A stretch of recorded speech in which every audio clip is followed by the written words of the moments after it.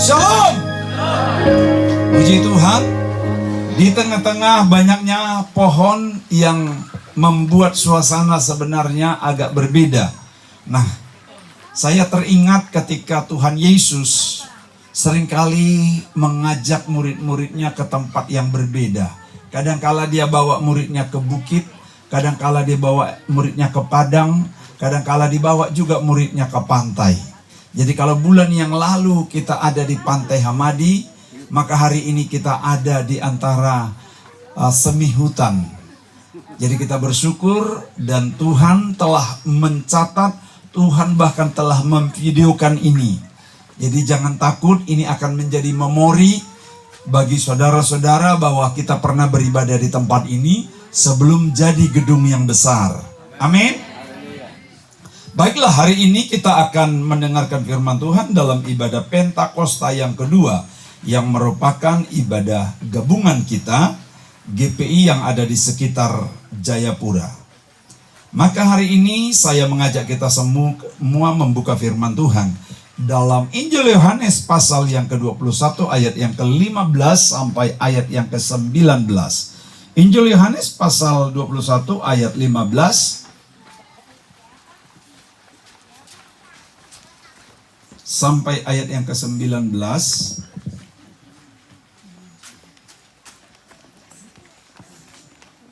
Jika sudah ditemukan, kita akan bersama-sama membaca secara berbalas-balasan.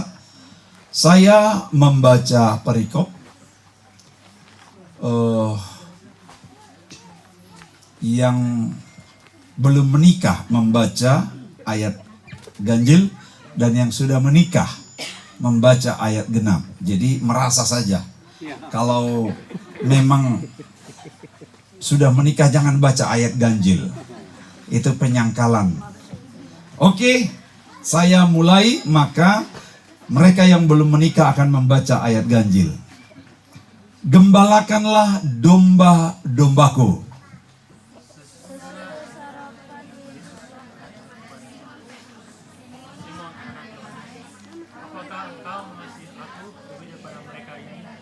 Sabar dululah.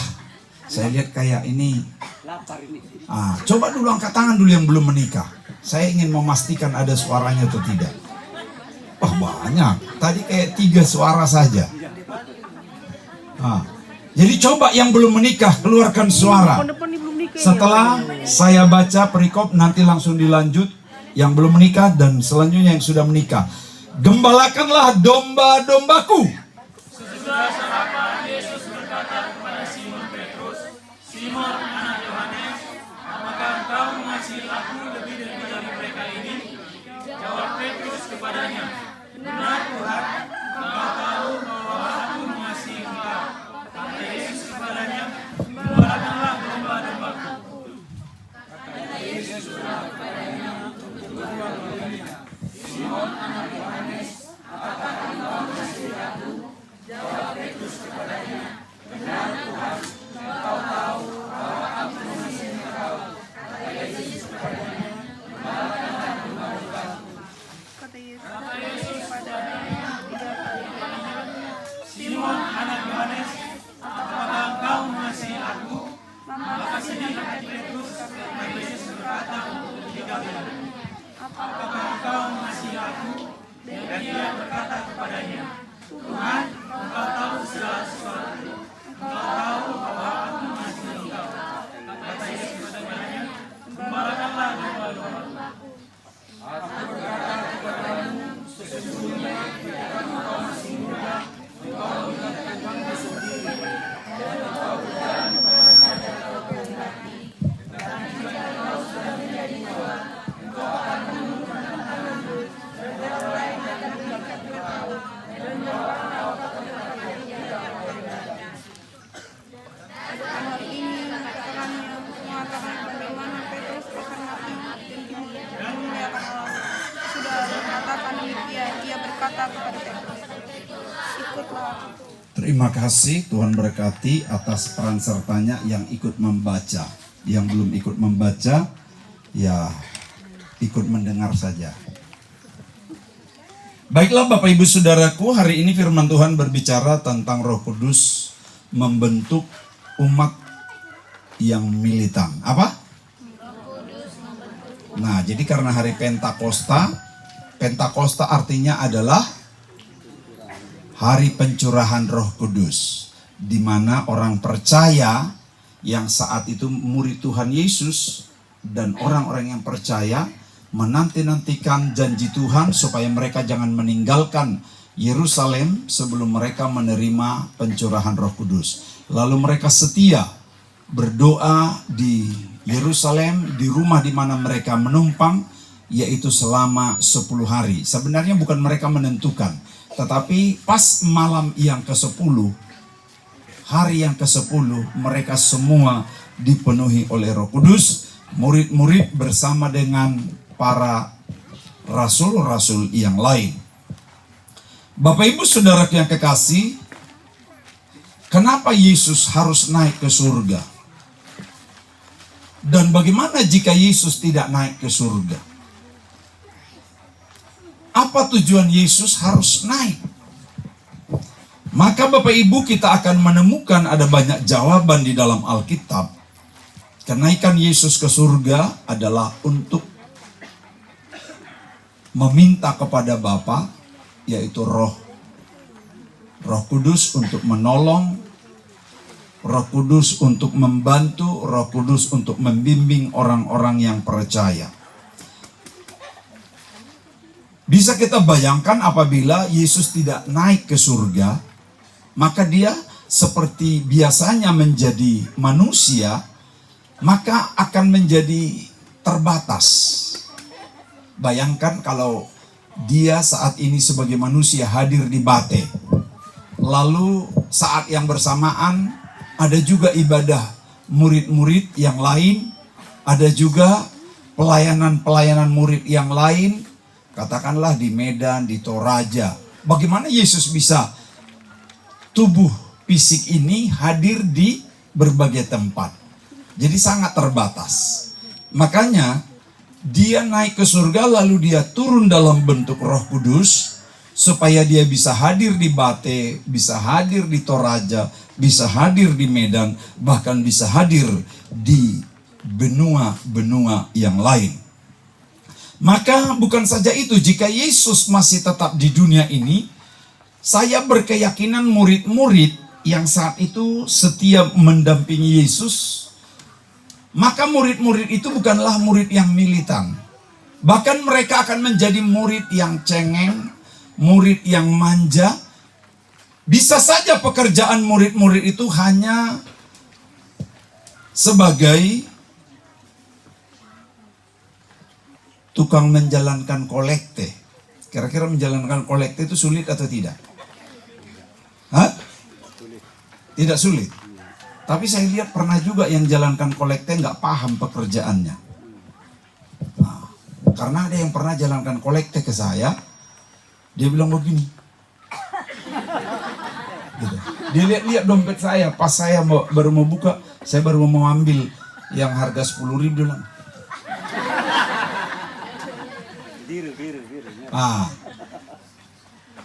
Jadi nggak mudah juga sebenarnya.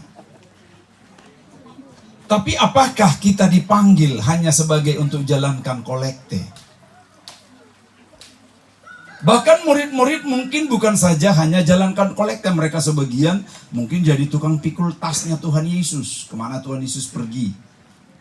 Bawa-bawa Alkitabnya Tuhan Yesus. Bahkan mungkin mereka jadi tukang kumpul sisa makanan. Mohon maaf, maksud saya bukan yang untuk sisa di apa? Kandang, bukan. Pernah murid-murid Tuhan Yesus jadi tukang kumpul makanan. Betul ya? Bukan hanya satu kali loh. Yang dicatatkan ada beberapa kali. Betul? Ada pernah sisa sekian bakul, pernah juga sisa sekian, pernah juga yang lain. Ada 5.000 orang makan, ada 3.000. Iya tak? Nah, jadi kalau Tuhan Yesus tidak naik, saya khawatir pekerjaan murid-murid ini hanya tukang jalankan persembahan, kemudian mungkin tukang bawa tas Tuhan kemana, juga jadi pengumpul sisa-sisa makanan, menghitung kolekte. Karena saya lihat kalau di gereja kita di Padang Bulan langsung biasa kumpul itu begini. Berapa orang ngumpul? Apakah tugas kita hanya itu? Gampang nggak atau tidak itu? Mudah atau sulit? Hah? Jalankan kolekte, apalagi hitung persembahan. Sulit atau mudah? Nah, jangan bilang mudah, jangan bilang sulit. Tergantung. Karena pernah juga saya lihat, saya tidak lihat kebetulan dilaporkan sesama penghitung, dia bilang begini, Pak, saya lihat dikasih masuk di sininya. Itu maksudnya apa katanya? Di sininya katanya dimasukkan. Jadi mereka berapa orang, dia pura-pura hitung begini, tapi dilihat yang di depannya. Tapi bukan gereja kita. Bukan, gereja kita jujur semua. Amin? Itu gereja. Karena kita udah merdeka dari uang lah. Uang yang lain aja kita ditawarin, kita bilang enggak toh, apalagi uang Tuhan. Amin? Nah, tapi murid-murid itu tidak punya tujuan Tuhan, tidak hanya sekedar menghitung kolekte, memungut makanan sisa, memikul tas, jalankan persembahan, apalagi. Tidak. Tujuan Tuhan ingin menjadikan murid-murid itu murid yang militan, jemaat itu jemaat yang militan, makanya dia harus naik. Kalau dia tidak naik, mereka menjadi orang yang manja. Bayangkan, tidak ada kolekte, mengeluh kepada Tuhan. Tidak ada makanan, mengeluh kepada Tuhan. Pernah lihat ya di Alkitab, mereka tidak ada makanan, guru, suruhlah orang banyak ini pulang, karena sudah mau malam, makanan tidak ada. Coba. Itu kan mengeluh soal makanan. Baru dia bilang, guru, kita ditagih di bait suci. Petrus dan murid-murid lain dengan Yesus masuk ke bait suci. Kebetulan habis kolekte, habis uang mereka, dompet kosong. Baru penunggu bait suci, kan di sana kalau menunggu bait suci bayar dulu baru bisa masuk bait suci. Bukan seperti kita sekarang, dengar firman dulu baru persembahan, baru bayar gitu ya. Kalau di sana enggak, masuk pintu gerbang itu sudah ditunggu. Petrus, mana persembahan? Petrus bilang, guru, kita ditagih. Ya guru udah tahu bahwa udah minus kas. Guru bilang, kalau begitu pergi saja mancing di Bate. Ada kolam di belakang sini, masih ada ya? Tapi kering. Masih ada. Pergi memancing. Pancingan yang pertama, Yesus bilang, buka mulutnya, engkau akan menemukan 4 dirham. Dari mana Tuhan Yesus tahu ini? Di mulut ikan itu ada 4 dirham. Yang dibutuhkan saat itu cukup 2 dirham. Karena untuk rombongan sebanyak Tuhan Yesus, cukup 2 dirham minimal. Oh, sekarang ini nggak dipatok, mau 1.000, mau 2.000, bahkan tidak persembahan, jangan takut, masuk saja ibadah. Amin. Nah, kita kan hidup dalam kasih karunia. Kalau zaman Tuhan Yesus, zaman Petrus, jangan coba-coba masuk bait suci, langsung ditagih. Persembahan, langsung habis, sutra ada uang. Coba saya periksa dompet, gitu. Buka dompet dulu, tidak bisa langsung dipercaya, dibilang lagi habis duit, terada. Buka dompet, periksa. Tapi Yesus tahu bahwa kas habis. Makanya dia bilang pergi mancing di Bate. Pancingan yang pertama, buka mulut ikan. Berarti ada berapa pancingan? Hah? Hebatnya Tuhan Yesus, dia tidak sebut semua. Nanti kita ternganga-nganga. Cukup dia bilang pancingan yang pertama, buka mulutnya. Temukan di dalamnya 4 dirham. Siapa yang bikin itu di mulut ikan?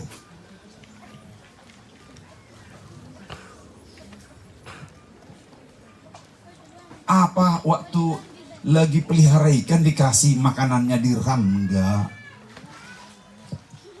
Tapi Tuhan tahu kebutuhan para pelayan. Tuhan tahu kebutuhan para rasul. Tetapi ini menunjukkan betapa semua perkara kolekte, perkara pakaian, perkara makan, semuanya bergantung kepada Tuhan Yesus. Bayangkan kalau Tuhan Yesus tetap ada, maka murid-murid ini akan menjadi murid yang manja. Soal pembangunan, semuanya nanti bergantung Tuhan Yesus. Maka Yesus harus naik. Setelah Yesus naik, mereka semua hampir tercerai-berai karena mereka gelisah hatinya, kehilangan sosok guru, pemimpin. Tapi Yesus bilang, jangan gelisah hatimu. Aku pergi kepada Bapa untuk meminta supaya kamu dicurahkan Roh Kudus. Saya mau tanya, 10 malam ini sudah dipenuhi Roh Kudus belum? Belum atau sudah? Yang sudah katakan haleluya. Wow, banyak sekali. Kalau sudah dipenuhi Roh Kudus, itulah tujuan Tuhan. Maka engkau pulang dari tempat ini menjadi jemaat yang militan. Menjadi pelayan yang militan. Tidak sekedar lagi pakai toga, apa namanya itu yang selendang-selendang itu. Saya lihat kalau di gereja lain itu ada selendang. Tapi fungsinya hanya untuk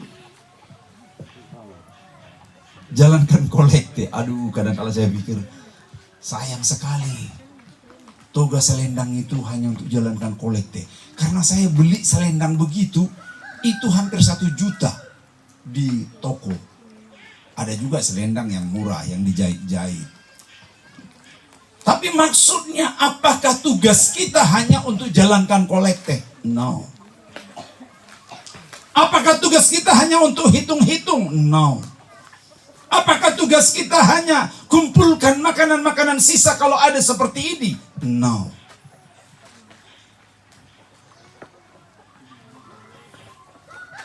Saya bahasa Inggris dilihat ibu like saya. Aduh. Karena ahli bahasa Inggris ada di sini jadi. Tapi Bapak Ibu Saudara yang kekasih, tujuan Tuhan naik ke surga supaya murid-murid dan orang-orang percaya saat mereka dan setelah mereka menjadi orang yang mandiri. Tidak lagi bergantung kepada Yesus, menjadi orang yang dewasa. Ciri-ciri orang yang dewasa, ciri-ciri gereja yang dewasa mirip. Kalau ciri-ciri orang yang dewasa bagaimana? Coba kalau ada di sini masih sudah umur 30 tahun, makan bubur terus. Kira-kira itu apa tanda-tandanya? Sakit gigi, sakit perut. Apalagi kalau dewasa ciri-cirinya. Loyo. Iya, kalau anak-anak loyo. Tapi kalau yang sudah dewasa bertanggung jawab. Jemaat yang bertanggung jawab. Jadilah suami yang bertanggung jawab. Jadilah istri yang bertanggung jawab. Jadilah hamba Tuhan yang bertanggung jawab.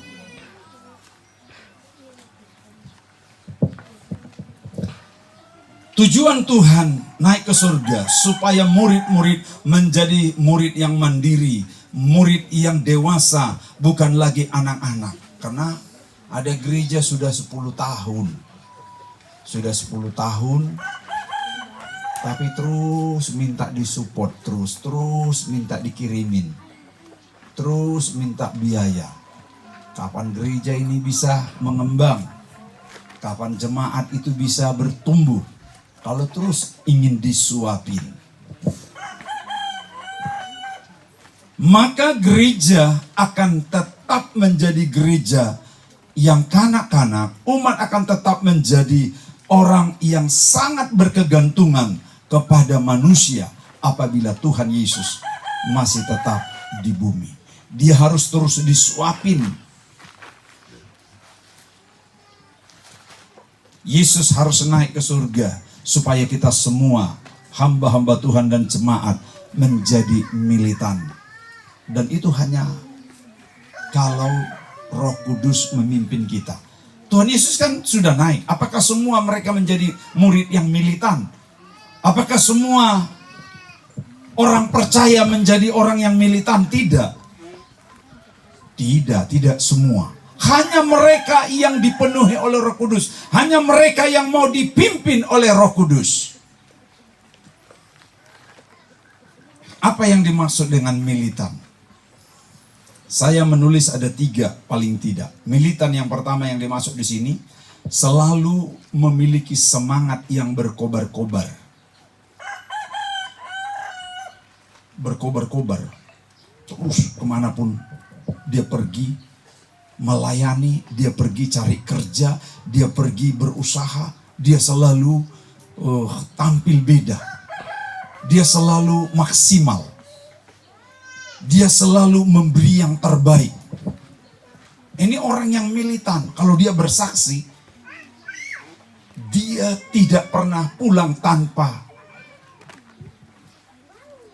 membawa hasil. Kalau ibarat sales, ada moto sales. Tahu sales ya? Sales apapun dia, mau sales asuransi, sales elektronik, sales apalagi sales ini banyak. Sales motor. Biasanya sales itu tidak mau pulang sebelum berhasil. Kalau gagal dari yang satu, dia pergi lagi ke rumah yang lain. Gagal dari rumah yang lain, pergi ke rumah yang lain. Karena pulang dia harus bawa hasil untuk makan istri anaknya. Ini orang yang bersemangat, orang yang selalu berkobar-kobar. Kita ini kan salesnya Tuhan di bumi. Amin. Kita ini salesnya Tuhan di bumi untuk meyakinkan orang masuk surga. Jadi jangan sampai kita sudah 10 tahun, 20 tahun melayani, belum ada yang kita bawa jiwa-jiwa. Saya bersyukur sih, sidang kita tadi ada 4 gembala, 1 dari Batak, 1 dari Toraja, 1 dari Timor, 1 dari Papua. Nah, bisa nggak perhatikan? Kalau gembalanya orang Batak, persentase jemaatnya lebih banyak persentase, walaupun tidak semua orang Batak. Nah, gembala di sini orang Toraja. Mayoritas apa Pak ya? Toraja. Puji Tuhan. Tepuk tangan dulu. Nah, tadi Pak Timothy ini orang apa? Orang Timor, NTT. Jemaatnya mayoritas NTT. Tepuk tangan dulu. Pak Elopere dari pegunungan, asli kita, saudara kita dari Papua, mayoritas orang Papua. Nah, nanti kalau ada orang Manado, biarlah mayoritas. Kalau tidak bisa dilayani sukunya, tanda tanya. Iya, karena itu pendekatan kultur. Jadi di sini pun nanti kalau bisa ada majelisnya supaya ada suku lain, taruh majelis dari suku lain. Ada Batak di sini majelisnya, ada Papua, ada Manado, ada apa lagi yang ada di sekitar sini. Gitu. Supaya terus berwarna-warni. Nah, yang kedua, militan yang dimaksud di sini adalah umat dan pelayan Tuhan yang tidak mudah menyerah. Kenapa tidak perlu menyerah?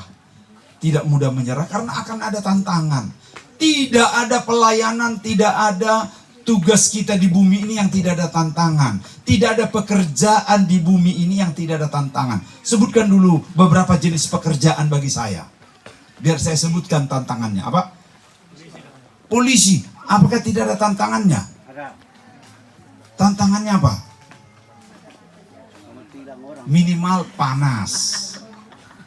Jaga lampu merah. Kedua, kadangkala kita yang naik motor ngeng. Asapnya ke dia. Kadang lagi berkelahi suami istri, polisi yang direpotin. Tapi bahagia suami istri, nggak pernah polisi dikasih hadiah. Semua banyak tantangan. Apalagi pekerjaan yang Bapak Ibu tahu, tukang kira tidak banyak tantangannya tukang. Bikin campuran.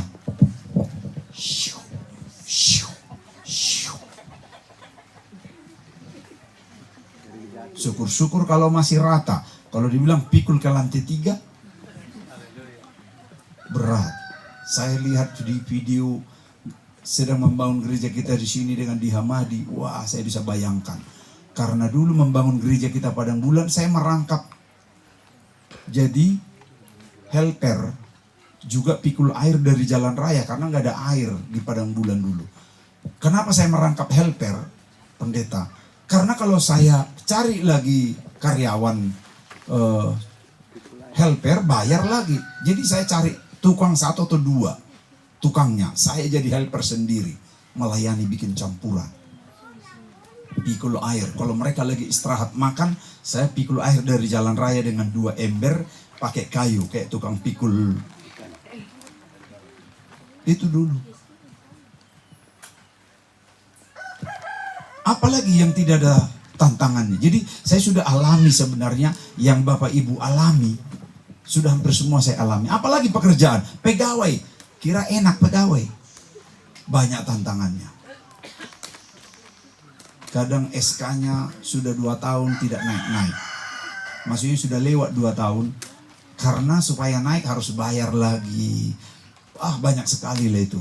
Dimarah-marah bos. Walaupun sebenarnya mungkin masih mendingan lah itu daripada yang lain. Tapi semua punya tantangan.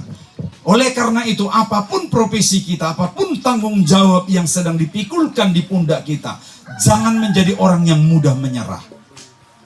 Maka kalau ada orang, aduh saya sudah bangun gereja begini, saya tidak dihibur.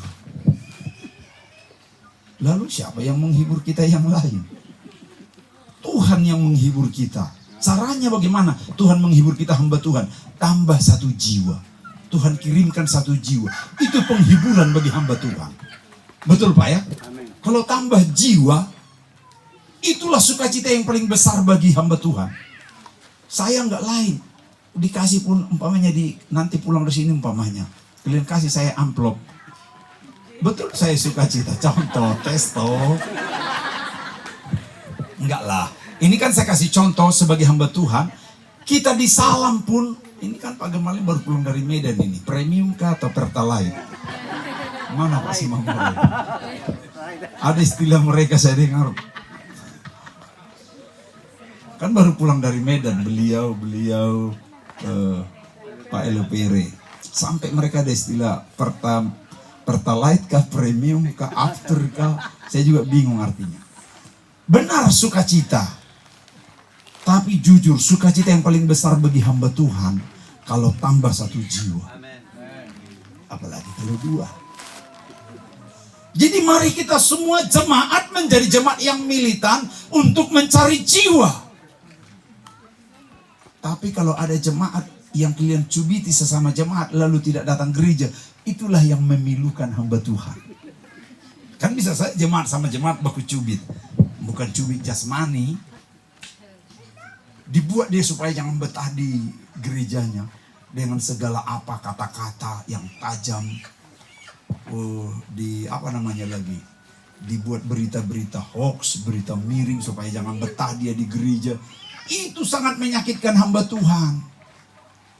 Apalagi bikin lagi di status yang berkaitan menyinggung orang lain. Itu menyakitkan hamba Tuhan. Tapi yang paling melegakan dan membahagiakan hamba Tuhan, kalau kalian bilang, Pak Gembala, saya udah bawa jiwa ini loh. Wah, semangat kita mendengar. Betul Pak ya? Iya, bagi saya itu. Hah? Kalau dia bawa ayam kampung.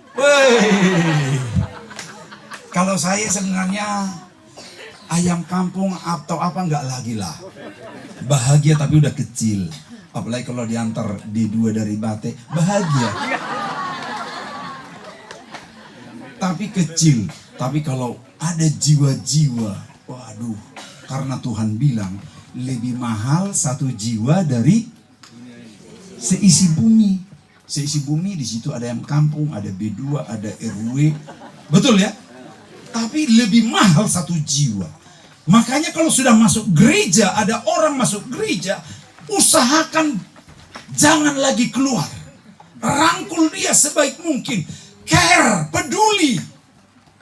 Kalaupun mungkin dia masih agak sedikit macam-macam, maklumi dia. supaya dia rasa nyaman di gerejamu, supaya dia rasa bahagia di gerejamu. Itulah yang dimaksud jemaat yang militan. Dia menghadapi tantangan tapi dia bisa tersenyum.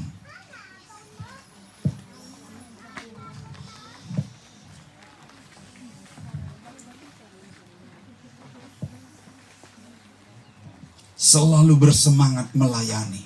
Walaupun kadangkala tidak ada uang. Walaupun kadangkala tidak ada beras di rumah. Tidak usah mengeluh. Ada hamba Tuhan lain, bukan hamba Tuhan GPI lah. Ada hamba Tuhan lain.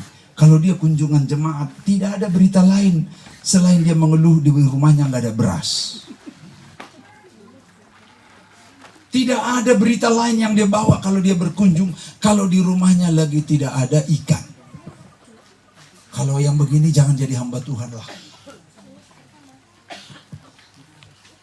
Saya menceritakan bahwa saya dulu susah. Sekarang kalau dulu mana mau saya ceritakan. Bu, saya mau pulang tapi nggak ada ongkos. Harus jalan kaki dari Expo sampai ke Tanah Hitam. Nggak pernah. Seolah-olah saya lagi banyak duit.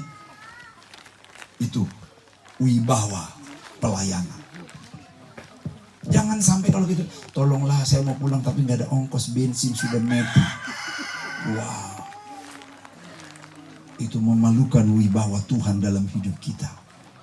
Banyak tantangan, kita harus telan. Banyak pergumulan, kita harus telan. Inilah yang dimaksud hamba Tuhan jemaat yang militan. Kalau engkau mengalami kesulitan ekonomi dalam rumah tanggamu, nggak usah buat di status, buat aku lagi tidak ada beras. Waduh. Bukan hanya kalian yang malu itu sebenarnya. Gembala kalian, Tuhan Yesus juga malu. Tapi katakanlah, segala perkara dapat ku tangguh di dalam Dia yang memberi Itu yang militan. Segala perkara dia bisa tangguh.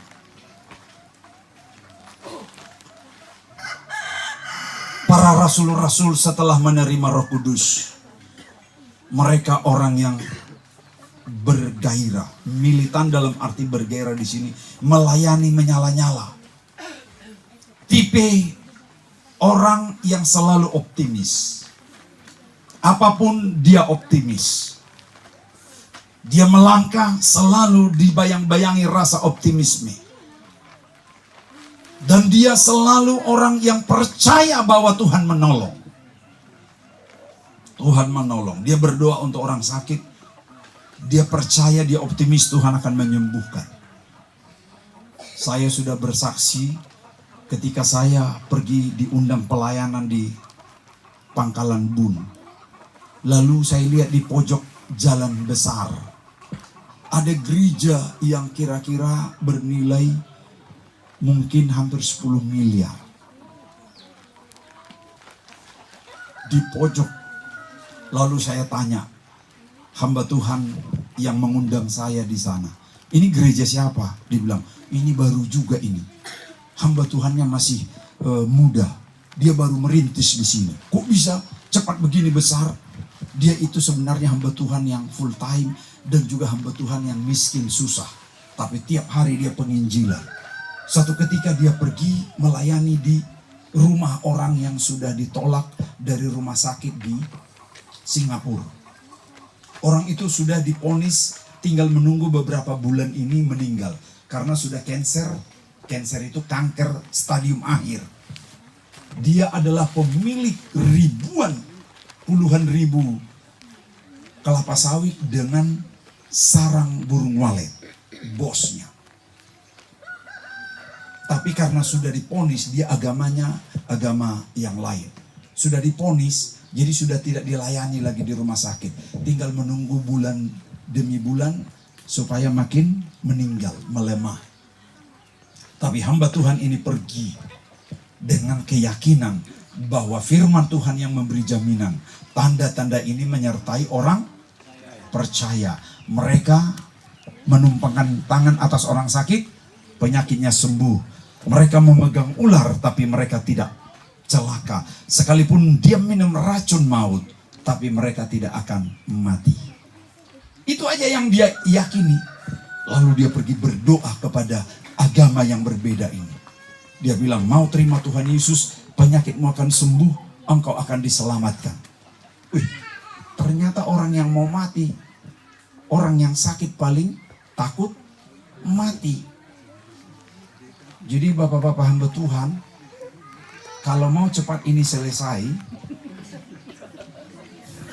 Pak Pendeta Timothy, kalau mau cepat itu bangunan berjalan, daftar saja orang-orang yang sekarat. Betul ini.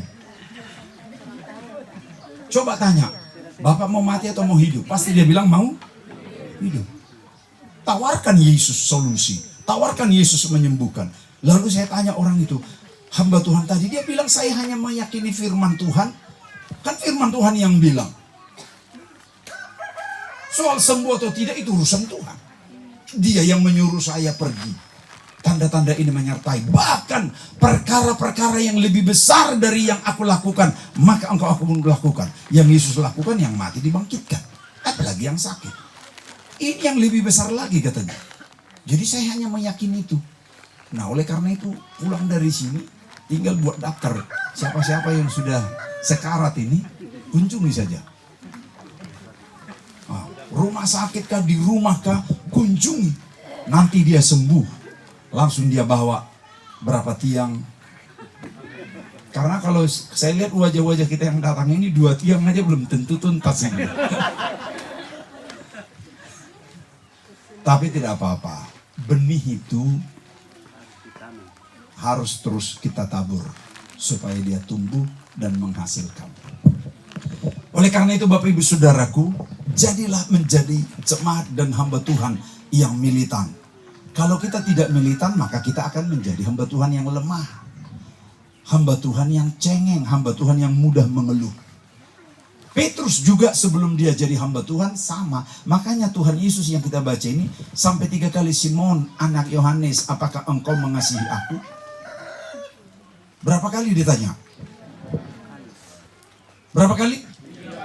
3 kali. Apakah Yesus tidak dengar jawabannya si Petrus? Apa jawaban Petrus? Supaya dilihat kamera. Apa jawaban Petrus? Jangan ragu-ragu. Apa jawaban Petrus? Tuhan, engkau tahu aku mengasihi engkau. Apakah Yesus tidak dengar? Sangat jelas dengar. Tapi kenapa sampai 3 kali? Yesus tahu Petrus punya latar belakang penuh kelemahan, penuh kekurangan, penuh balelo. Tahu balelo? Petrus itu balelo. Sebentar dia bilang, Guru, kemanapun engkau pergi, aku akan mengikut engkau. Bahkan mati pun, aku akan menyerahkan nyawaku. Sedikit lagi ada wanita bilang, kayaknya anggota jemaat Bate. Tidak. Karena dia malu jadi anggota jemaat Bate yang gerejanya masih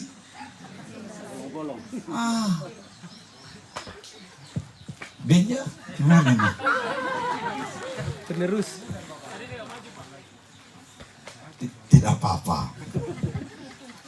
Ini kan bercanda supaya panas trik ini terasa hilang. Petrus itu Yesus tahu persis latar belakangnya. Orang yang balelo. Makanya dia pastikan, Petrus, apakah engkau mengasihi aku? Dan ketiga kalinya baru dia sedih. Tuhan, engkau tahu aku mengasihi engkau lebih daripada apapun. Lebih dari apapun, lebih dari yang lain. Jangan mengasihi Tuhan lebih dari mobil, atau lebih dari rumah, atau lebih daripada apapun. Saya mau kupas ini. Kalau kita mau mengasihi Tuhan, sebenarnya tidak sulit bangun rumah. Tuhan. Kita bisa nggak bangun rumah kita masing-masing? Yang sudah bisa dulu menjawab. Bisa nggak? Bisa. Bisa. Ada kamarnya? Berapa orang yang bangun? Berapa keluarga? Satu kan? Nah, oke. Ada kamarnya. Mana lebih besar biaya membangun yang ada kamar atau yang tidak ada kamar? Ada kamar. Lebih sulit mana? Yang kotak saja atau yang ada kamar-kamarnya? Biayanya lebih besar mana? Kamar. Yang ada kamar toh, bahkan bisa 2-3 kali lipat. Kita sepaham. Lalu kalau gereja itu milik satu orang atau milik berapa orang? Semua. Milik banyak Orang. orang. Kalau rumah kita bisa bangun sendiri dengan kamar-kamar biaya yang lebih besar, masa kita banyak orang tidak bisa bangun gereja yang tidak ada kamarnya? Kotak itu. Kotak toh. Ini loh, tangkap ya. Tapi di mana masalahnya kok sulit? Rumah kita bisa cepat selesai. Saya sampai gereja udah selesai, saya belum punya rumah. Gereja Padang Bulan itu sudah selesai dengan pastori, saya belum punya rumah dengan istri. Belum punya rumah kami. Makanya kami setelah kami pernah lolos di DPR kota, akhirnya kami kos. Karena nggak punya rumah. Kami saat itu mengambil 2 kredit bank untuk membangun gereja dan pastori. Tangkap dulu ya. Kenapa itu bisa? Lalu kenapa membangun rumah orang begitu cepat membangun rumah pribadi? Membangun gereja sulit. Disinilah pertanyaannya Yesus dan jawaban Petrus. Apakah engkau mengasihi aku? Kalau kita mengasihi Tuhan, nggak sulit bangun gereja. Tapi kalau kita mengasihi diri kita, maka akan cepat selesai rumah kita. Tangkap. Amin. Kenapa? Kalau kita betul-betul mengasihi Tuhan lebih daripada yang lain, maka kita akan prioritaskan Tuhan, baiknya rumahnya Tuhan, yang berkepentingan dengan Tuhan. Kalau itu menjadi prioritas kita.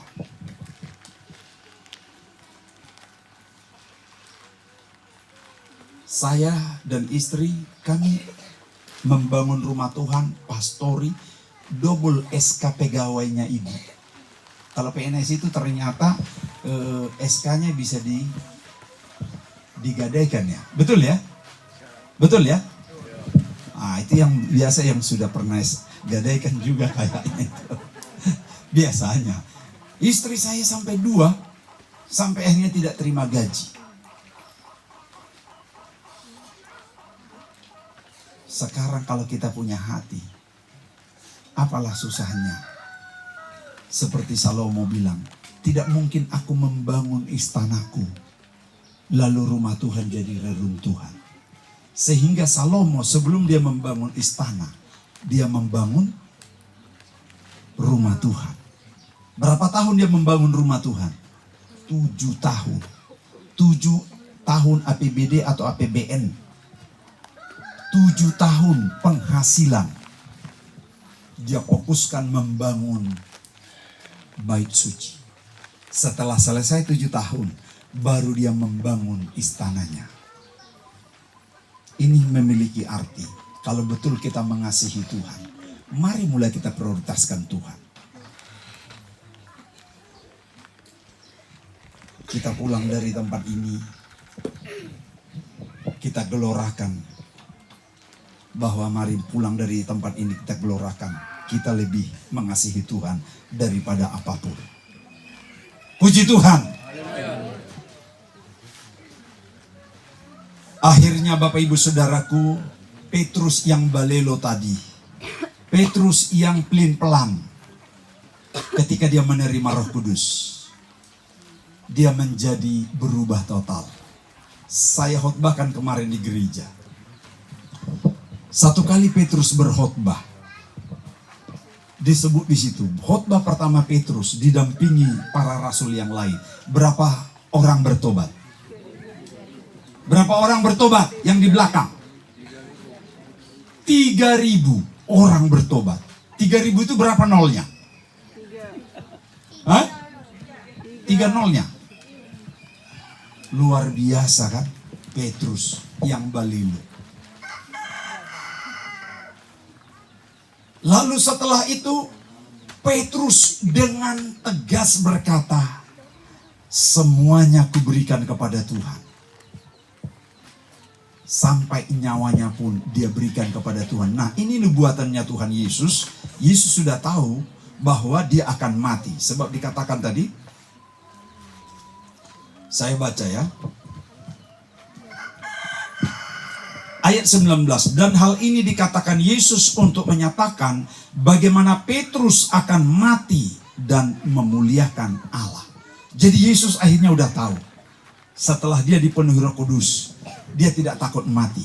Dia bilang, kalau Yesus kalian salibkan dengan kepala ke atas, silahkan saya disalibkan dengan mati ke bawah. Jadi Yesus tahu sebenarnya bahwa nanti Petrus akhirnya mati dengan tersalib tetapi kepala ke bawah. Itu bayangkan beratnya. Dia mengorbankan bukan lagi materi, dia mengorbankan bukan lagi uang, tetapi mengorbankan nyawa. Masih adakah jemaat, masih adakah hamba Tuhan yang mau mengorbankan nyawanya? Masih ada? Sunyi senyap. Kalau mungkin masih ada mengorbankan hartanya, pasti bilang amin. Masih adakah di sini yang mau mengorbankan hartanya? Amin. Nah, masih adakah di sini yang siap mati untuk Tuhan? Amin. Catat. Kita semua ini harus menjadi orang yang rela berkorban. Pulang dari tempat ini seperti kerinduan Pak Gembala tadi. Tahun depan kita sudah di tempat yang teduh. Amin.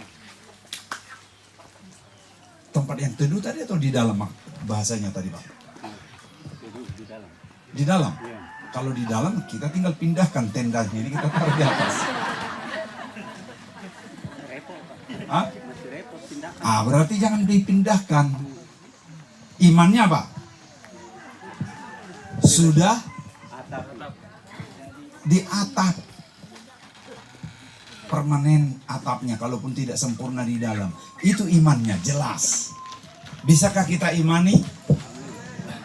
Amin. Ya, jangan yang jemaat dari luar, yang dari dalam dulu. Amin.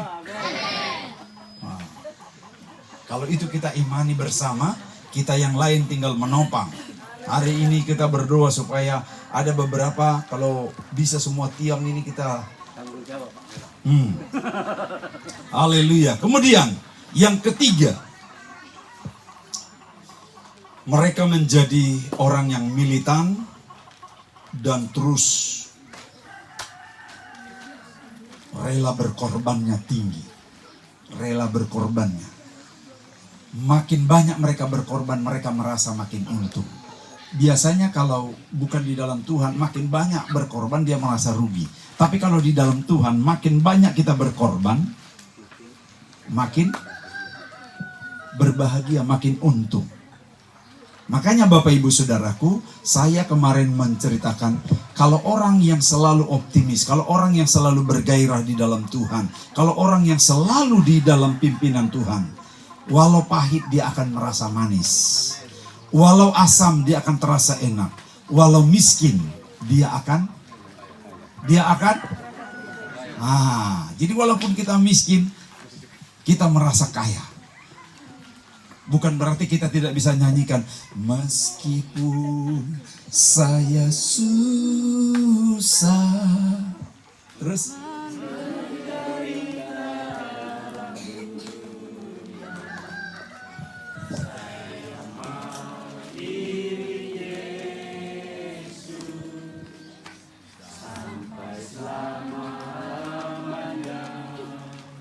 inilah orang yang militan. Miskin pun dia secara fisik, tetapi dia rohaninya terus menyala-nyala. tidak dipengaruhi oleh kemiskinan, tidak dipengaruhi oleh keadaan. Saya akan akhiri, sekalipun dia miskin, sekalipun dia susah, tapi tetap terasa senang dan happy. Jemaat-jemaat kita yang hadir hari ini, hamba-hamba Tuhan semua kita yang hadir hari ini, andai kata Tuhan Yesus saat ini menyebut nama kita masing-masing, menggantinya dari Simon Petrus, menyebut Charles Simare-Mare, sebutkan namamu masing-masing. Sebutkan namamu di situ. Apakah engkau mengasihi Tuhan? Apakah engkau Charles Simare-Mare mengasihi Tuhan lebih daripada yang lain? Jawabannya ada pada kita. Kalau kita mengasihi Tuhan lebih daripada yang lain, lebih daripada rupiah, lebih daripada fasilitas, lebih daripada pujian, maka kitalah murid yang militan, kitalah rasul yang militan. Tuhan menolong memberkati kita semua.